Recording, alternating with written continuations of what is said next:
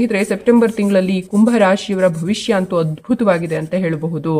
ವ್ಯಾಪಾರ ರಂಗದಲ್ಲಿ ಪ್ರಗತಿಯಾಗುತ್ತೆ, ಆರ್ಥಿಕ ಸ್ಥಿತಿ ಸಾಕಷ್ಟು ಸುಧಾರಿಸುತ್ತೆ. ಈ ಹಿಂದೆ ಕೊಟ್ಟಿದ್ದಂತಹ ಹಣ ಏನಿದೆ ಅದು ಮರಳಿ ಬಂದು ನಿಮ್ ಕೈ ಸೇರುತ್ತೆ ಅಂತ ಹೇಳಬಹುದು. ಇನ್ನು ರಾಜಕೀಯ ರಂಗದಲ್ಲಿರ್ತಕ್ಕಂಥವರಿಗಂತೂ ಈ ತಿಂಗಳು, ಸೆಪ್ಟೆಂಬರ್ ತಿಂಗಳದ್ಯಲ್ಲ, ನಿಜಕ್ಕೂ ಕೂಡ ಅದ್ಭುತವಾಗಿದೆ ಅಂತ ಹೇಳಬಹುದು.